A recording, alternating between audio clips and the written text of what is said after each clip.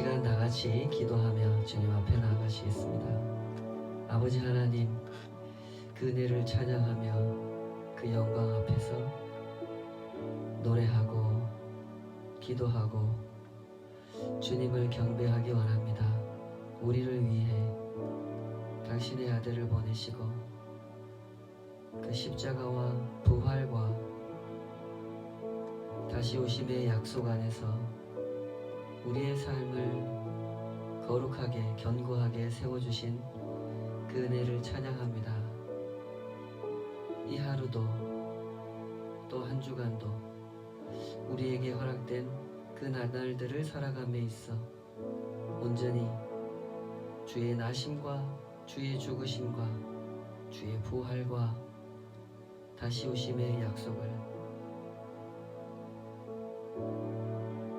더 사랑스럽게, 더 은혜롭게, 더 신실하게 품어안고 살아가기를 소원하오니 이 시간 우리 가운데 임재하여 주시고 우리의 기도를 들으시고 우리의 예배를 받아 주시옵소서. 우리를 빚으시고 우리를 만져주시고 새롭게 하여 주시옵소서. 예수님의 존귀하신 이름으로 기도하옵나이다. 아멘. 주의 나심을 경배하며 우리 함께 찬양하겠습니다. 참 반가운 신도여.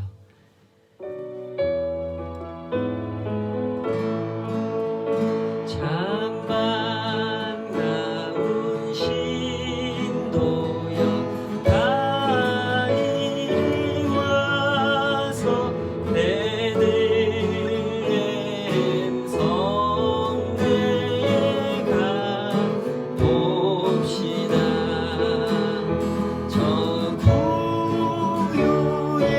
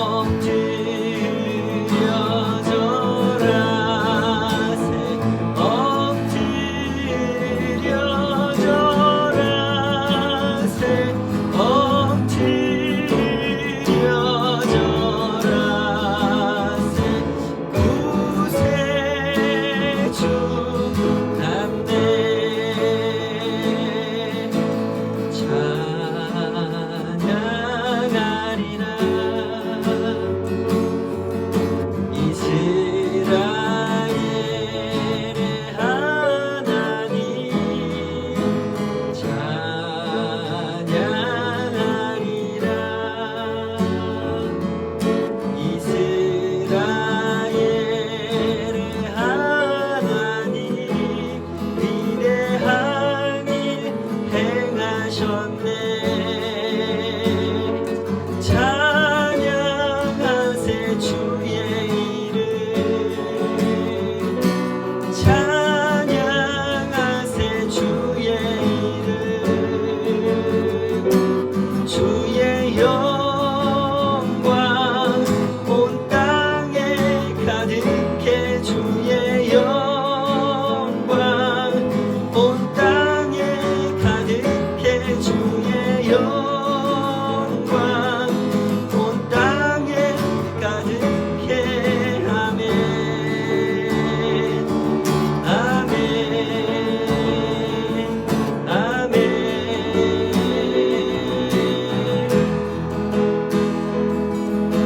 주님 내 마음 모아 주 바라봅니다. 눈 떠 주 보게 하소서.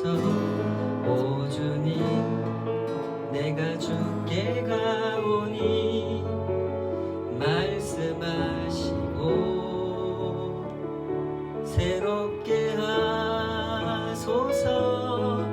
내가 전심으로 주 얼굴 구하리니 주의 뜻대로 나를 세우시리라.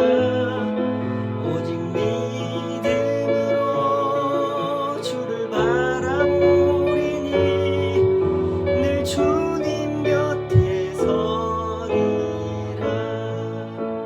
다시 한번 주님 내 마음 모아 주 바라봅니다.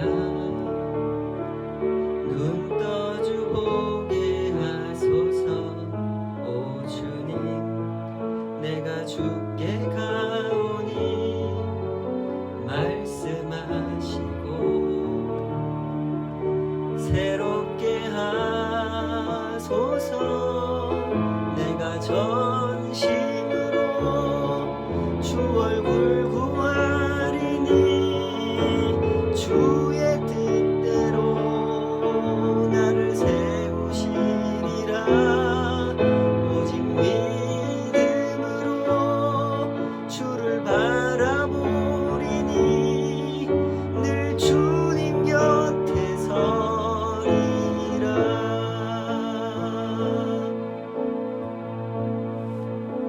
우리 다 함께 한번 기도하십시다.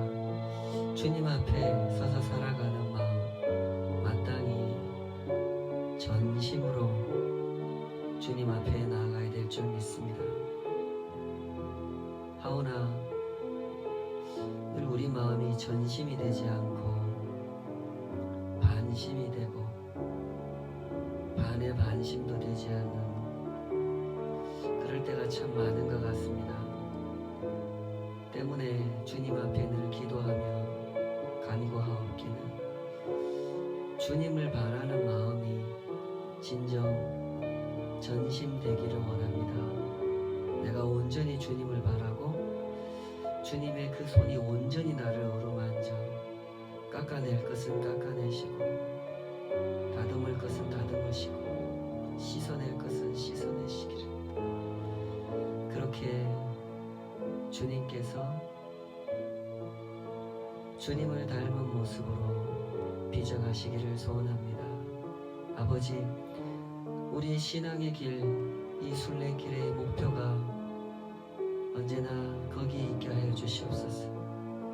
그 목표에서 멀어지지 않게 해 주시고 또 실패하고 또 넘어지지만 언제나 다시 십자가를 붙들고 주님 얼굴을 바라보게 하여 주시옵소서.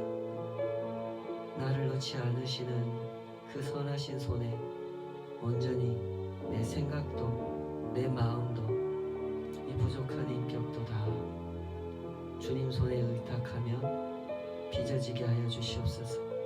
우리의 예배가, 우리의 기도가 일상 속에 주님의 손길을 간구하는 그 모든 순간순간들이 그렇게 주님을 경험하는 한 걸음 한 걸음이 되게 하여 주시옵소서. 우리 이 사모하는 마음 가지고 주님 기도하십시다. 한 해를 다 보내고 또 새해를 맞이해야 되는 이 중요한 때에 우리가 마땅히 올려드려야 할 기도, 그 소원으로 주님 앞에 나아가서 우리의 삶을, 우리가 서 있는 그곳을, 우리가 기도하는 그 자리를 빚어주시기를 사모하며 나아가십시다. 이 시간 함께 기도하겠습니다. 아버지 하나님, 내가 주님 앞에 서서 나아갑니다. 이 마음 만져주시옵소서. 오직 주께서 우리 만져주시고 새롭게 하여 주시옵소서. 온전히 주님을 향하여 전심으로 나아가는 마음으로 주 예배하는 시간, 주님 앞에 기도하는 그 자리에서 넘어지고 실패하고 내 자신을 실망하며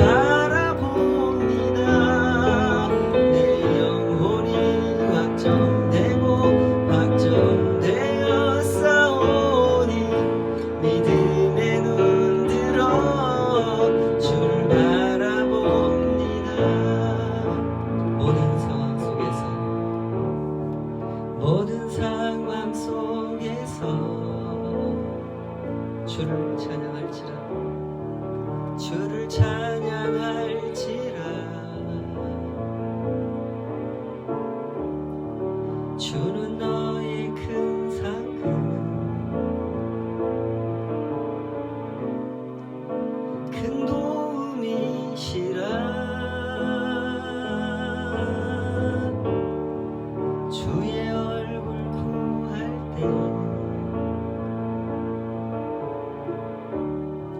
주의 영을 부으사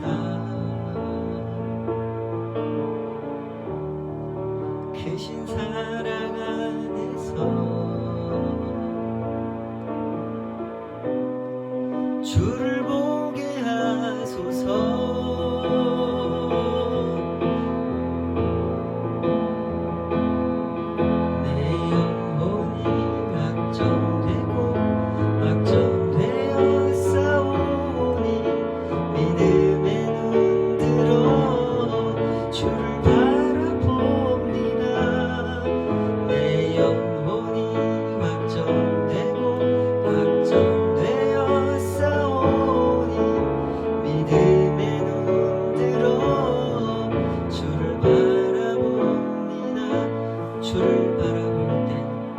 주를 바라볼 때 주의 나라 이미 임했네.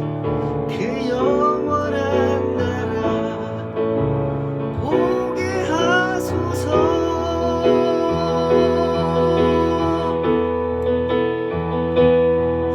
내 영혼이 확정되고 확정되어 싸우니 믿음의 눈 들어 주를 바라봅니다. 내 영혼이 확정되고 확정되어 싸우니 믿음의 눈 들어 주를 바라봅니다.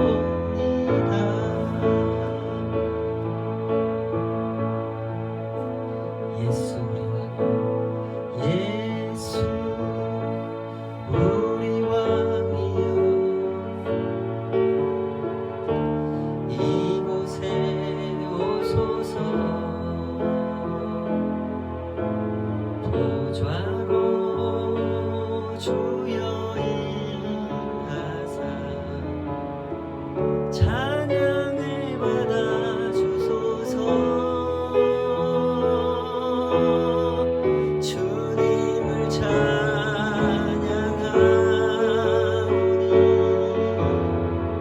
주님을 경배하오니 왕이신 예수여 오셔서 좌정하사 다스리소서. 주님을 찬양하오니 주님을 찬양하오니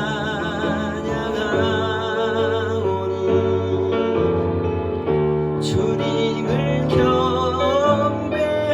경배하오니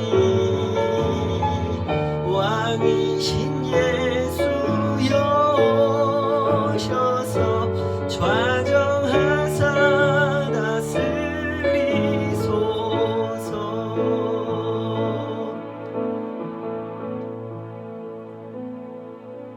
아멘. 우리 이 시간에는 다 같이 주님 앞에 드린 예물 위해서 기도하겠습니다. 아버지 하나님, 주님의 크신 은혜를 찬양합니다. 우리가 그 안에 온전히 서서 주님의 이름을 높여드리고 또 주님의 손, 그 신실하시고 변함없이 선하게 역사하시는 그 손을 온전히 의탁하고 있음을 확인하기 원합니다. 우리가 주님 앞에 이 모든 것을 구별하여 드림으로 주님의 뜻이 저희들의 삶 가운데서 온전히 구현되기를 사모하는 그 열정과 그 소원과 그 간절함이 주님 앞에 상달되기를 간절히 원하오니 주여 우리가 드린 것을 받아주시옵소서. 주의 사랑 속에 안아주시고 주께서 주신 그 약속 안에서 이 모든 것들이 쓰여지게 하시오며 사람이 떡으로만 살 것이 아니요 하나님의 입으로 나오는 모든 말씀으로 살 것이라 하신 그 말씀이 실제로 우리의 삶 속에서 체험되어지고 깨달아지고 그래서 더욱 그 말씀이 이끄시는 삶, 그 말씀이 빚어내시는 삶, 그렇게 복된 삶이 우리의 인생 가운데 경험되어지기를 원합니다. 주님 앞에 이 소원 가지고 나온 모든 사람들에게 이러한 은총을 허락해 주시고 체험을 허락해 주시며 더욱 거룩한 믿음 위에 서서 주님을 따르는 동행의 길을 걸어갈 수 있도록 우리를 붙잡아 주시옵소서. 이 모든 것 위에 주의 사랑과 은혜로 늘 함께 해주시는 그 손길을 찬양하고 또 힘겨운 시대를 살아가기에 주님 앞에 또 간절히 기도하는 우리의 마음을 주님께 의탁합니다. 우리 한 사람 한 사람 주의 은총으로 굳게 붙잡아 주시고 결코 이 믿음의 길에서 벗어나지 않도록 주님의 돌보심에 깊고 높으신 뜻을 반드시 이해하고 경험하고 증거하는 이 땅의 순례자로 살아갈 수 있도록 저희들을 붙잡아 주시옵소서. 모든 것을 받아주시고 은혜 내려주시고 날마다 더욱 가까이 주님 앞에 나아오게 하심을 감사하며 예수님의 존귀하신 이름으로 기도하옵나이다. 아멘. 아멘. 네, 오늘은 우리 성탄을 기념하는 예배로 누가복음 말씀 창세기 강해를 잠시 중단하고 누가복음 2장 36절에서 38절까지 우리 이 말씀 함께 상고하여 보도록 하겠습니다. 누가복음 2장 36절에서 38절까지입니다. 다 찾으신 줄 알고 한 목소리로 같이 읽겠습니다. 시작. 또 아셀 지파 바누엘의 딸 안나라 하는 선지자가 있어 나이가 매우 많았더라. 그가 결혼한 후 7해 동안 남편과 함께 살다가 과부가 되고 84세가 되었더라. 이 사람이 성전을 떠나지 아니하고 주야로 금식하며 기도함으로 섬기더니 마침 이때에 나아와서 하나님께 감사하고 예루살렘의 속량을 바라는 모든 사람에게 그에 대하여 말하니라. 아멘. 오늘 주신 말씀으로 안나라는 제목으로 말씀 증거하겠습니다. 제가 한 10여 년 전에 제 뜻과 상관없이 미국 동부를 여행한 적이 있습니다. 그 패키지 상품이었기 때문에 제가 어디 갈 곳을 정해놓고 제 마음대로 다니는 여행이 아니라 가이드가 안내하는 대로 따라다니는 그런 여행을 5박 6일간 체험한 적이 있는데요. 다니면서 좋은 경치를 구경할 때도 있었지만 내가 여기서 뭘 봐야 되나 뭘 느껴야 하는 것일까 하는 그 의문과 불만이 생겼던 그런 여행지도 있었습니다. 그 중에 한 곳이 그 하버드 대학교였는데요. 제가 하버드 대학교를 가본 사람입니다. 하버드 대학교 이 캠퍼스를 구경하고 이제 마지막 코스였던 것 같아요. 그 학교 안에서 그 하버드 대학교를 설립한 존 하버드 목사라는 분이 계시거든요. 실제로 이 학교를 이분이 직접 설립한 건 아니지만 이 학교가 제대로 세팅되는데 아주 지대한 역할을 하신 분이죠. 이제 그분의 동상이 세워져 있는 광장이라고 하기에는 좀 좁은데요. 그 마당 앞으로 이렇게 여행객들을 이렇게 인솔을 해가지고 따라갔습니다. 그 앞에서 이제 가이드가 설명을 해주는 거죠. 가이드가 이런 이야기 하나하나를 들려주는데요. 동상을 가리키면서 이분이 바로 이 학교의 설립자 존 하버드 목사님입니다. 이분이 그 영국에 살다가 미국으로 이주를 하셨는데 미국에 오신 지 1년도 안 돼서 폐결핵에 걸리게 되고 그래서 이 30살에 그 짧은 생을 마감하신 분입니다. 이제 폐결핵에 걸려서 내가 이제 얼마 못 산다는 사실을 알게 되었을 때 이분이 깊이 고민하고 기도하면서 그 부모님으로부터 받은 유산이 좀 많이 있었기 때문에 이제 그 유산의 절반을 이 학교에다가 그리고 자기가 소장하고 있던 400여 권의 책이 있었는데 그 당시는 책이 굉장히 귀하던 시절이니까요. 그 책 400권도 굉장히 대단한 재산입니다. 그래서 이 400권과 자기 재산의 절반을 학교에 기부를 하게 되는데 그걸 바탕으로 학교가 비로소 기틀을 다질 수 있었기 때문에 학교가 원래 있었던 학교 이름을 개명을 해가지고 이분 이름으로 학교 이름을 바꿉니다. 그래서 하버드 대학교가 된 겁니다. 이런 설명을 해줘요. 여기까지는 굉장히 괜찮았습니다. 비록 짧은 생을 사셨지만 참 귀한 것을 남기셨구나. 역시 목사님이시구나. 이러면서 감동적으로 듣고 있었는데 이어서 가이드가 갑자기 이런 소리를 해요. 여러분도 자녀들을 이 학교에 보내고 싶으시죠? 그러자 그 같은 버스를 타고 이렇게 같은 가이드한테 계속 이렇게 따라다니는 그 여행객들이 전부 다 네! 하고 대답을 하는 거예요. 갑자기 분위기가 들떠가지고 여기서 막 하버드 대학교 갈 수 있는 티켓을 얻을 수 있는 것처럼 분위기가 이제 막 바뀌는데 가이드가 이제 그 여세를 몰아가지고 이런 얘기를 하는 거죠. 혹시 여러분 이 동상을 보실 때 이상한 점을 발견하셨습니까? 잘 보시면 왼쪽 구두 앞부분만 색깔이 다릅니다. 그렇죠? 사람들이 와 하면서 듣고 있어요. 왼쪽 구두 앞부분만 반질반질해요. 동상이 전체가 이렇게 시커먼 색깔인데 사람들이 하도 이 왼쪽 구두 앞부분만 만져가지고 이게 거기만 이렇게 노란 빛깔을 누런 빛깔을 띠는 반질반질한 그런 색깔로 되어 있습니다. 가이드가 이렇게 얘기를 하는 거예요. 여러분 이게 왜 이렇게 된 거냐면요. 속설에 의하면은 존 하워드 목사님의 왼쪽 구두를 만지면서 기도를 하면 이루어진다고 합니다.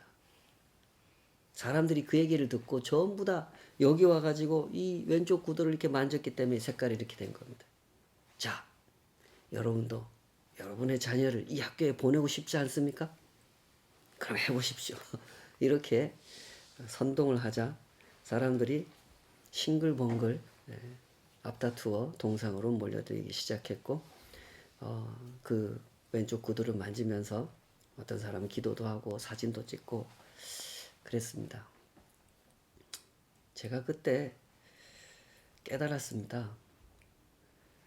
이것 때문에 동부여행 이 코스에 하버드 대학교가 들어가는 거구나. 사람들이 이렇게 좋아하니까.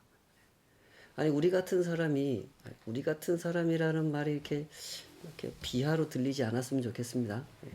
저 같은 사람이 하버드 대학교에 가가지고 뭘 구경하겠습니까? 영어가 잘 통하는 것도 아닌데. 관광 코스의 하나로서 학교를 가게 된다는 거.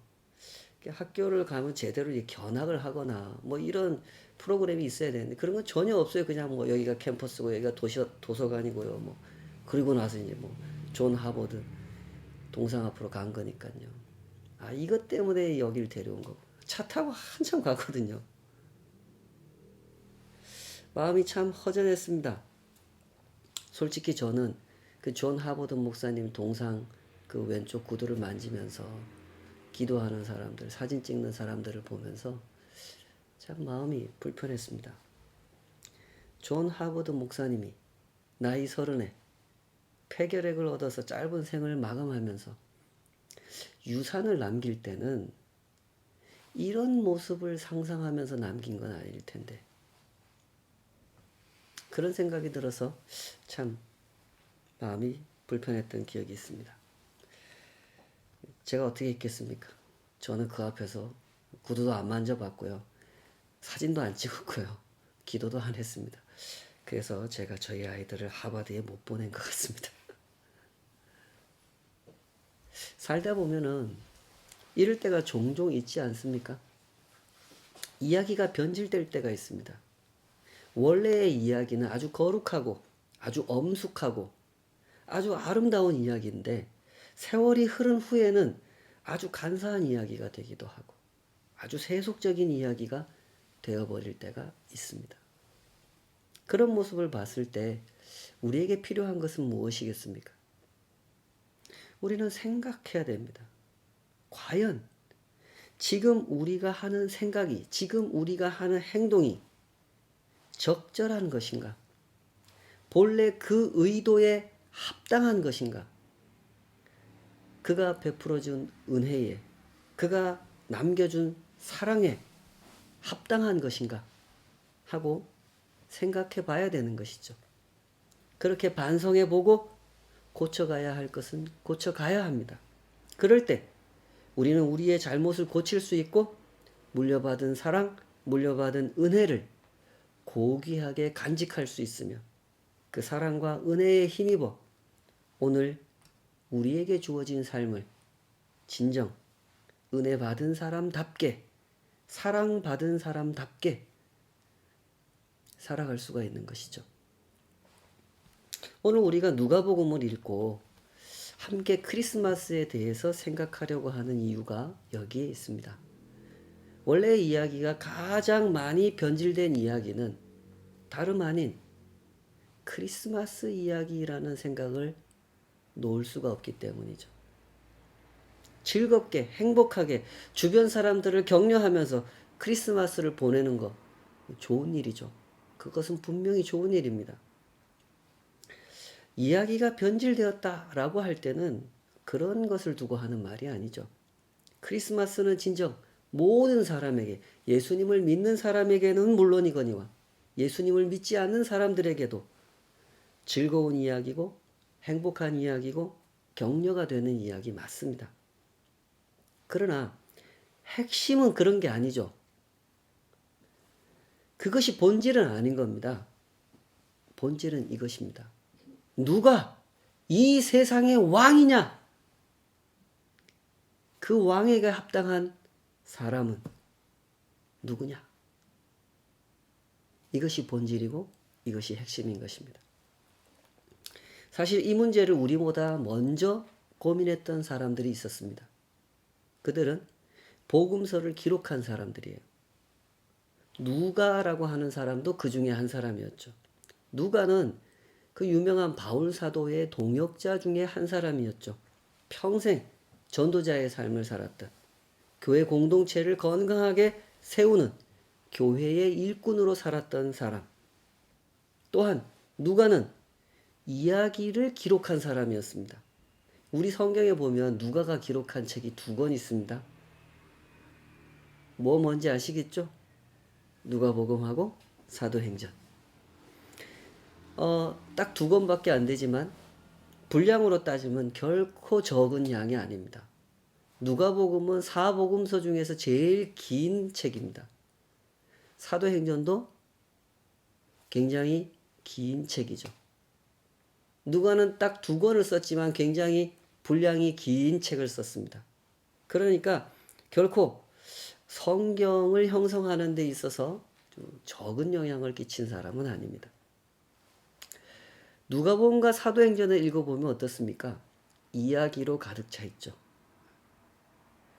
누가는 이야기를 기록함에 있어서 탁월한 재능과 경험을 갖춘 사람이었습니다.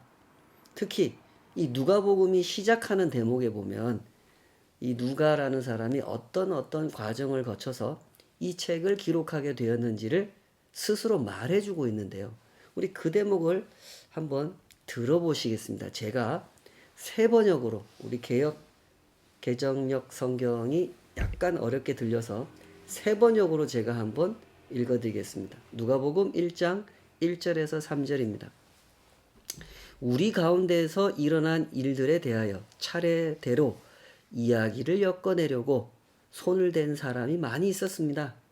그들은 이것을 처음부터 말씀의 목격자여 전파자가 된 이들이 우리에게 전하여 준 대로 엮어냈습니다. 그런데 존귀하신 데오빌로님, 나도 모든 것을 시초부터 정확하게 조사하여 보았으므로 각하께 그것을 순서대로 써드리는 것이 좋겠다고 생각했습니다. 그래서 이 책을 이렇게 썼습니다 하고 설명하면서 누가복음이 전개가 되죠. 자, 누가는 이렇게 이야기를 엮어낸 사람입니다. 처음부터 정확하게 조사해서 도대체 사람의 몸을 입고 이 땅에 오신 하나님의 아들이라는 분이 어떻게 해서 처녀의 몸을 통해서 탄생하시고 십자가를 지시고 부활해서 우리의 참된 주인이 되셨는지 그 내력을 정리한 이야기를 엮어내고 우리한테 소개한 거죠.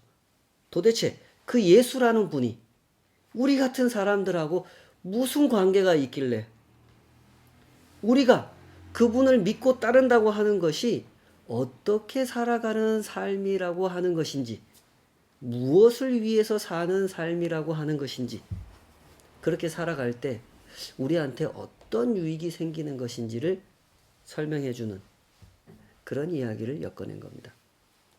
자, 오늘 함께 읽은 본문, 우리가 누가복음 2장 36절에서 38절을 읽었죠. 여기에 보면 그 예수님의 탄생 과정을 소개하는 그런 이야기의 한 부분이거든요. 누가는 그 예수님의 탄생과 관련된 이야기를 쭉 전개해 나갈 때 아주 명확하게 그 대조라는 양상을 보여주거든요. 예수님과 가이사 아구스도라는 사람을 대조해요. 들어보셨습니까? 가이사 아구스도?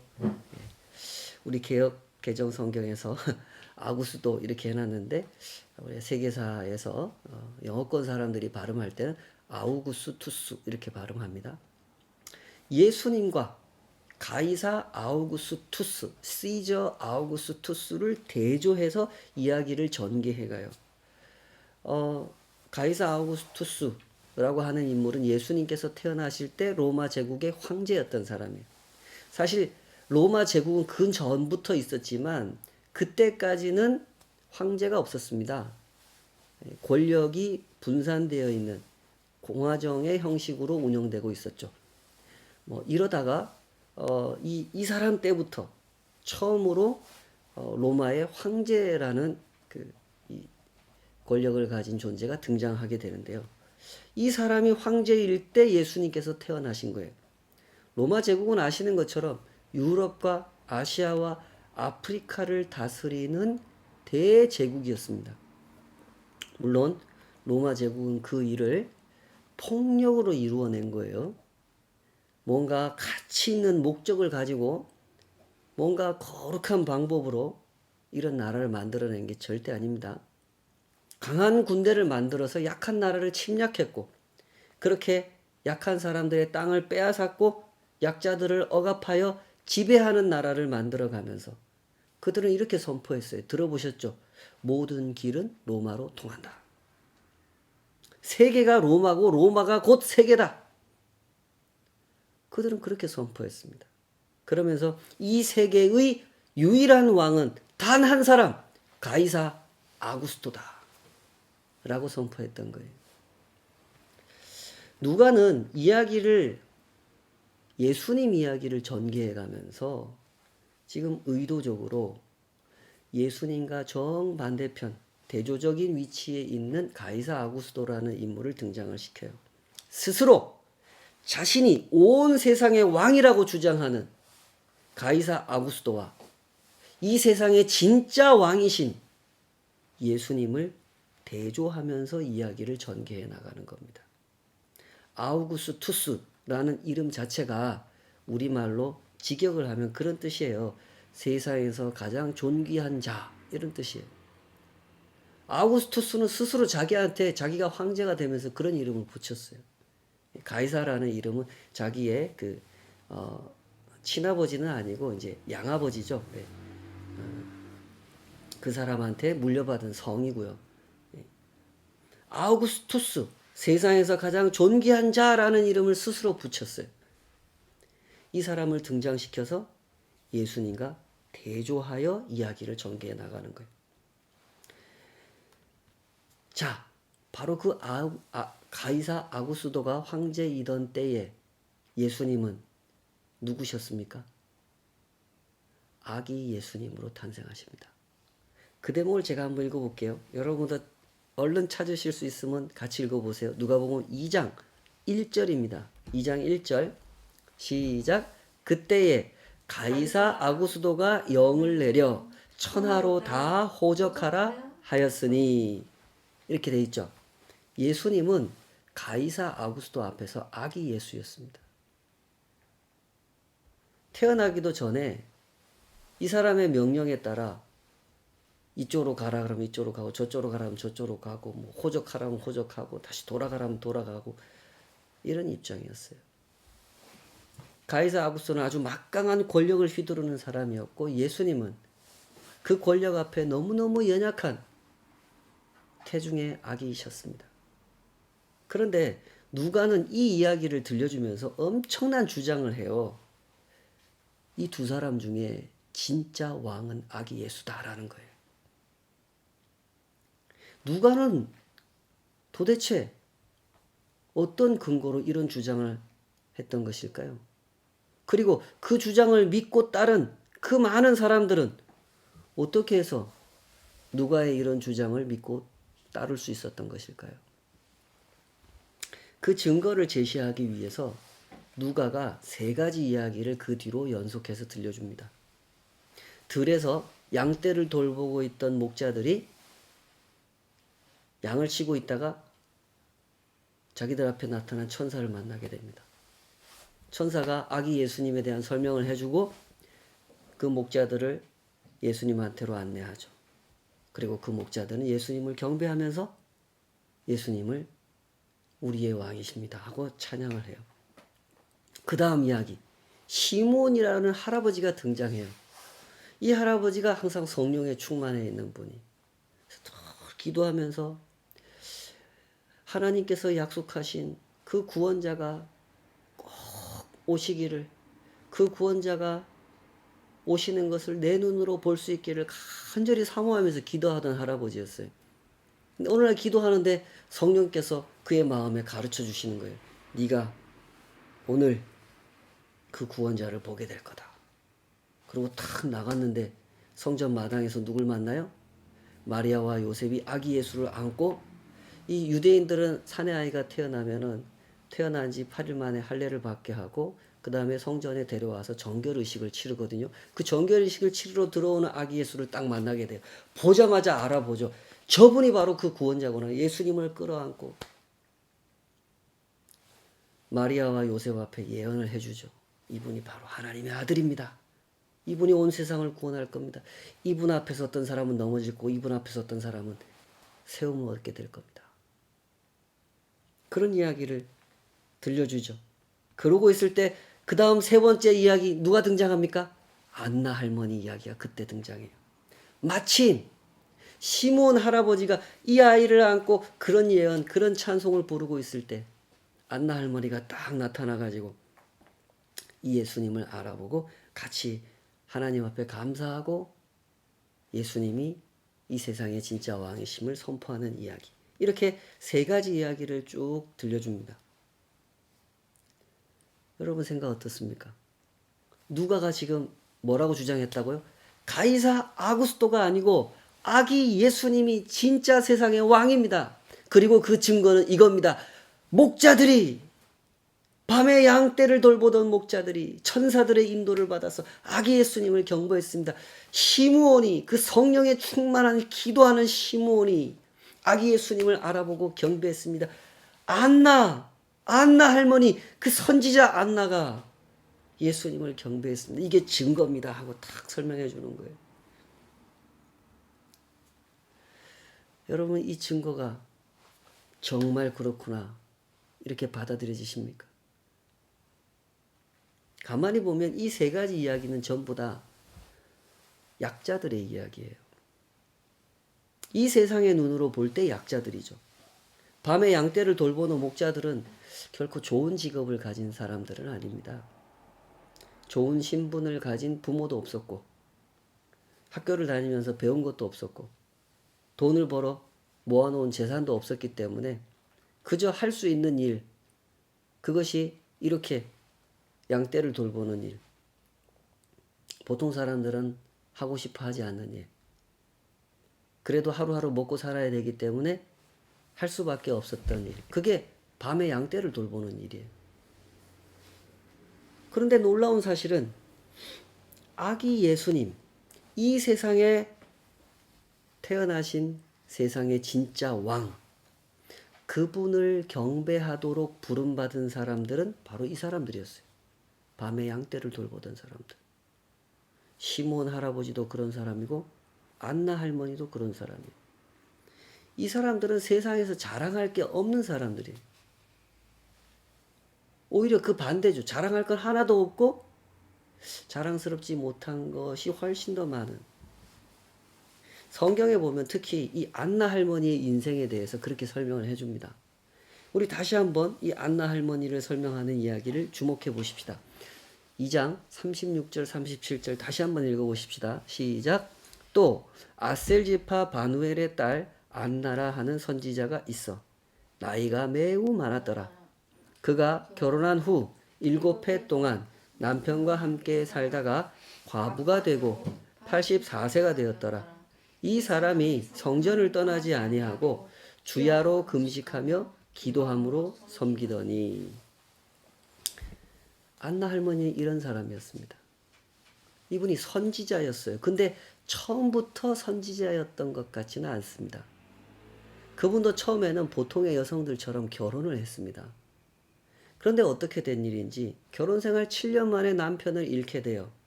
그래서 혼자 살게 됩니다. 정황을 보니까 이분에겐 아들도 없었던 것 같아요.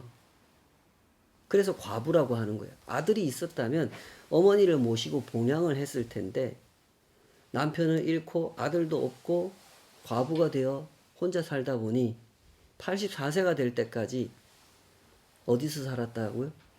성전 안에서 살아요. 주야로 금식하고 기도하면서 그렇게 사셨다고 기록하고 있죠. 안나 할머니는요, 이런 삶을 살아온 사람이에요. 보통 사람의 눈으로 보면은 참 불쌍한 사람이에요. 우리 옛날 어르신들은 이런 사람을 가리켜서 박복한 사람이다 이렇게 표현을 하셨는데요. 이분에게도 젊은 시절에 꿈이 있었겠죠. 곱디고 온 그 젊은 시절에 한 남자를 만나서 가정을 이루고 남편과 함께 아이들과 함께 행복한 가정을 꾸리고 살아가고 싶은 그런 꿈이 이분에게도 분명히 있었을 것입니다. 그러나 웬일인지 그분의 삶은 그렇게 전개되지 않았습니다. 원했던 일도 아니었고 특별히 뭔가 잘못해서 그 결과 벌을 받아서 이렇게 된 것 같지도 않은데 인생이라고 하는 것이 이분에게는 그렇게 평탄하지가 않았습니다. 그렇게 안나는 뜻하지 않는 과부가 됐습니다. 남편을 잃은 여인. 그 당시에 과부가 되었다고 하는 것은 오늘날 뭐 결혼했다 이혼한 뭐 혼자 사는 여자가 됐다 이런 의미하고는 전혀 다른 의미죠. 너무너무 힘겨운 인생을 살아갈 수밖에 없는 사람이 되었다. 그 옛날에 과부가 됐다는 말은 그런 뜻이었습니다.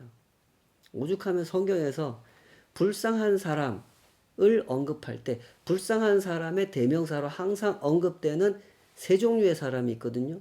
기억나십니까? 고아, 과부, 나그네.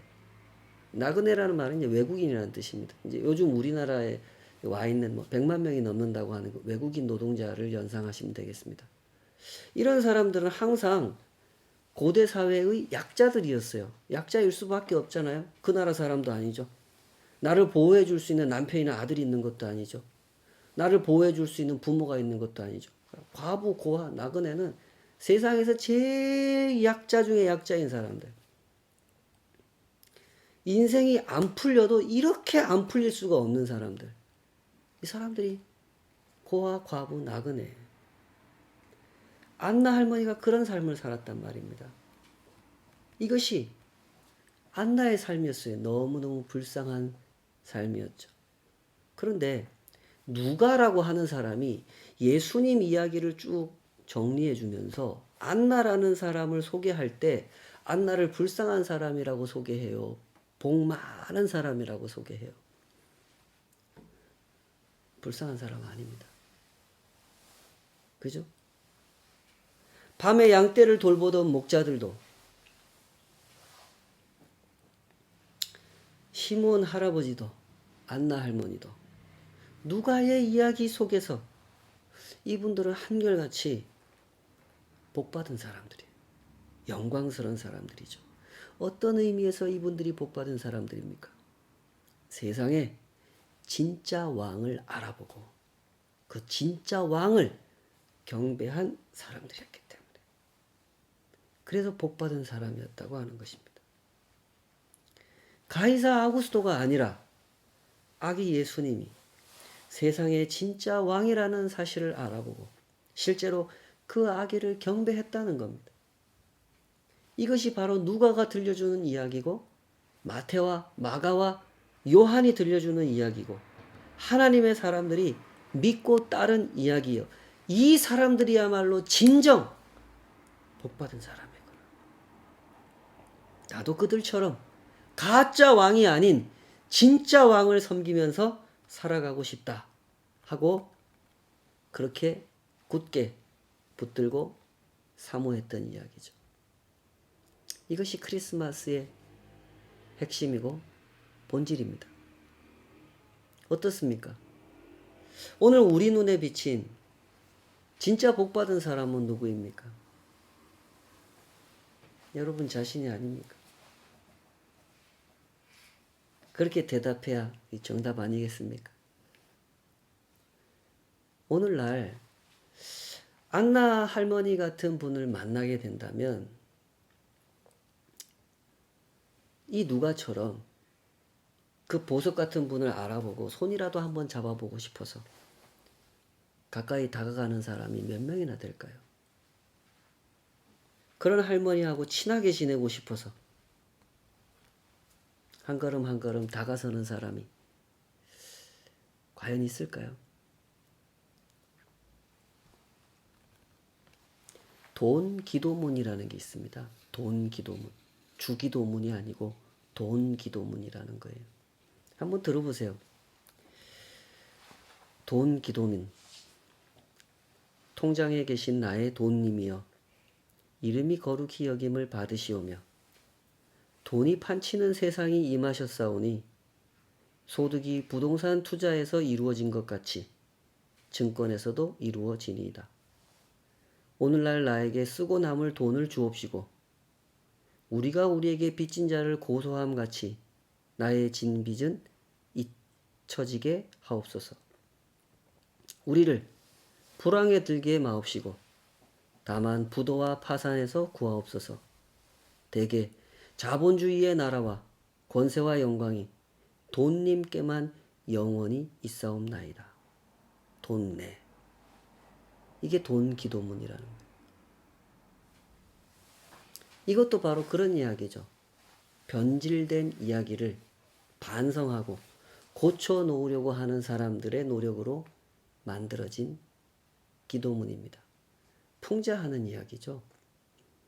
하나님을 찾되 진짜 하나님을 잃어버린 사람들, 기도를 하되 참된 기도를 할 줄 모르는 사람들이 가득한 시대, 그 변질된 이야기를 일깨우고 반성하게 하고 다시 바로잡으려고 하는 사람들이 만든 그런 기도문인 거죠.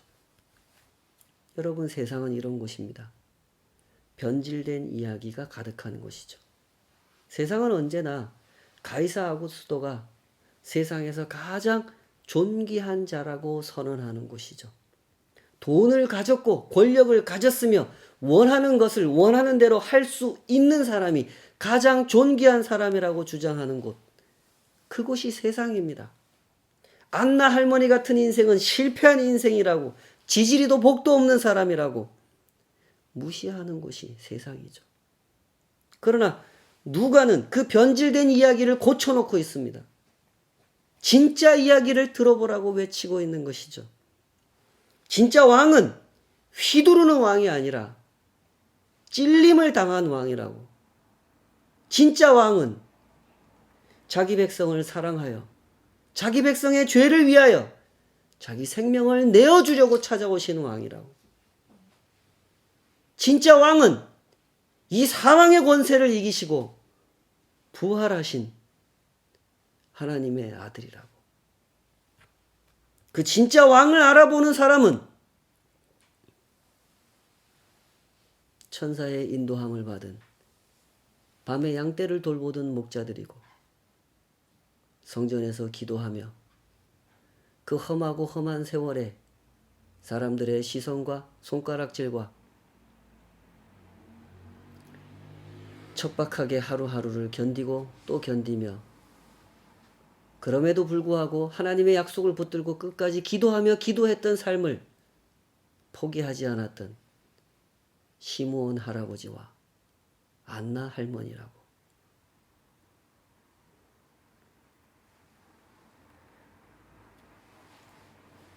누가는 그렇게 진짜 이야기를 들려주고 있었던 것입니다.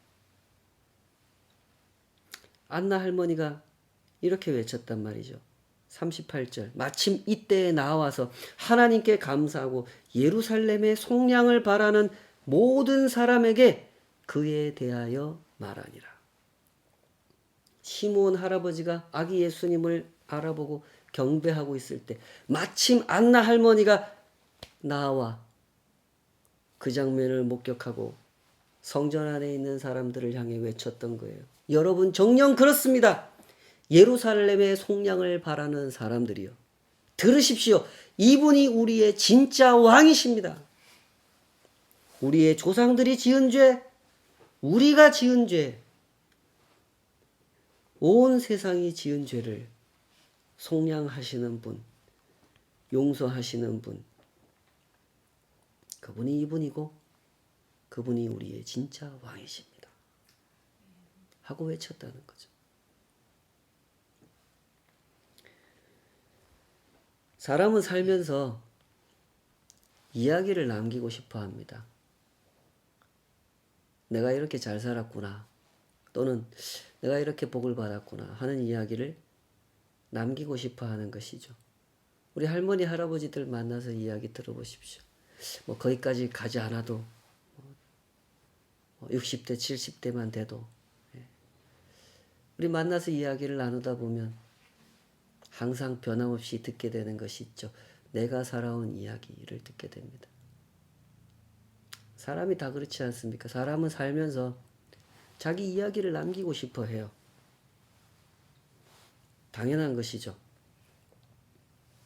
우리가 한 해를 보내고 새해를 맞을 때 마음이 숙연해지는 이유가 바로 여기 있는 거 아니겠습니까?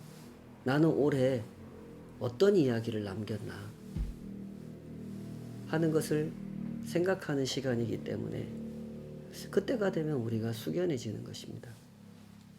세상에는요, 돈으로 써내는 이야기가 있고 돈으로는 절대로 쓸 수 없는 이야기가 있습니다. 힘으로 써내는 이야기가 있고 힘으로는 절대로 쓸 수 없는 이야기가 있습니다. 코로나 사태로 힘겹게 지나온 시간들, 그 시간을 지나오면서 우리는 어떤 이야기를 남겼을까요? 이제 며칠 남지 않은 한 해를 주님 앞에 내려놓고 우리 잠잠히 기도하는 시간을 꼭 가져야 할 것입니다. 그리하여 하나님을 진짜 하나님으로 알아본 사람의 삶, 시므온 할아버지 같은, 안나 할머니 같은 삶, 사랑으로 써내려간 이야기, 기도로 써내려간 이야기를 안고 새해를 맞이하는 우리 모두가 되었으면 좋겠습니다. 아멘. 기도하십시다. 아버지 하나님, 하나님은 참으로 진실한 이야기, 사랑의 이야기, 은혜로운 이야기를 이 세상 가운데 창조하셨습니다. 그러나 우리의 어두운 눈이 그 진실한 이야기를 알아보지 못하고 욕망으로 가득한 마음이 그 진실한 이야기를 거부하며 참 많은 죄 가운데 세상을 망가뜨리고 삶을 망가뜨리며 하루하루 한숨 짓고 원망하고 불평하고 두려워하고 염려를 끊어버릴 수 없는 가짜 왕을 섬기느라 그렇게 사는 삶을 멈추지 못하는 온 세상이 그 죄 가운데 있습니다. 주님께서는 그런 세상 속에 살고 있는 우리 한 사람 한 사람을 찾아 사람의 몸을 입고 아기의 몸을 입고 동정녀 마리아의 몸을 통하여 이 땅에 오셨습니다. 주님께서 하신 일의 그 의미를, 그 본질을, 그 핵심을 주여 우리가 잊어버리지 않게 하여 주시옵소서. 굳게 붙들고 가슴에 새기게 하여 주시옵소서. 그리하여 혹여 이 세상 속에서 사람들로부터 지지리도 보고 없는 사람이라고, 사서 고생하는 사람이라고, 뭐든지 저렇게 참 풀리는 게 없는 사람이라고, 고생은 고생대로 하고 낙이라고 하는 것은 누리지 못하는 사람이라고 불쌍히 여김을 받을지라도 하나님 앞에서 진실한 이야기를 써내려가는 사람 앞에서 하나님의 하나님 되심을 알아본 사람, 사실은 진정 가장 복된 사람인 것을 확인받는 주님, 우리가 그런 삶을 살고 싶습니다. 저희들에게 허락된 시간이 며칠인지 몇 달인지 몇 년인지 알 수 없사오나 이 땅에 호흡하며 살아가는 동안 그 진실한 이야기를 써내려갈 수 있도록 저희들을 붙잡아 주시옵소서. 안나 할머니처럼 기도하기 원합니다. 언제 오실지 모르지만 주님의 약속은 반드시 이루어질 것입니다. 오직 그 약속이 이루어질 때 진정 세상에는 참된 복이 온전하게 임하게 될 것을 사모하며 그날이 오기까지 포기하지 않고 기도하는 한 사람으로 살아가게 하여 주시옵소서. 이제는 우리 주 예수 그리스도의 은혜와 아버지 하나님의 크신 사랑하심과 성령 하나님의 내주하시고 동행하시는 역사가 우리 각 사람의 마음 속에 깨닫게 하시고 반성하게 하시고 다시 견고하게 붙들게 하시는 그 은혜로우신 역사가 이제 온전히 가이사 아우구스토가 아니라 돈이 아니고 권력이 아니라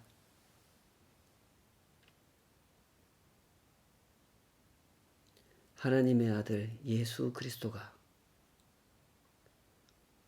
우리의 참된 왕이시요 세상의 참된 왕이심을 고백하고 따르는 모든 주의 백성들 삶 위에 이제로부터 영원까지 함께 하시기를 간절히 축원하옵나이다. 아멘. 아멘.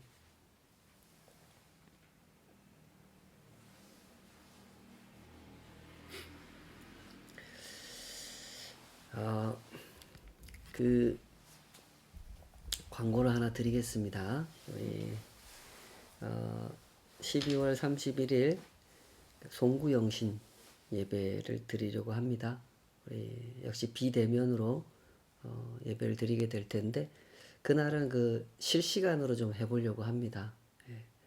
여지껏 이제 녹화해서 올려드리고 했는데 그날은 12월 31일 밤 11시에 시작해서 12시경에 마치려고 합니다. 그래서 우리 유튜브를 통해서 실시간으로 송구영신 예배를 드리고자 하니 유튜브로 접속하셔서 우리 주와 동행하는 교회 이렇게 검색하셔서 실시간으로 채팅해서 들어오시면 됩니다. 그때 한 분도 빠짐없이 같이 예배할 수 있었으면 좋겠습니다. 혹시 송구영신 예배와 관련해서 문의하고 싶으신 거나 또 제안하고 싶으신 거나 무엇이 되었든 전해주고자 하시는 말씀이 있으시면 주저하지 마시고 저에게 연락을 주시면 감사하겠습니다. 예, 우리 또 화목한 기도회에서 뵙고 송구영신 예배에서 뵙도록 하겠습니다. 우리 요즘 참 더더욱 코로나 감염자가 이렇게 많아지고 있는 요즘인데요. 각별히 다들 조심하시고 안전하게 건강하게 또 그러면서도 씩씩하게 꿋꿋하게 살아가시는 한 걸음 한 걸음 되셨으면 좋겠습니다. 그러면 또 뵙겠습니다. 그때까지 평안하십시오. 감사합니다.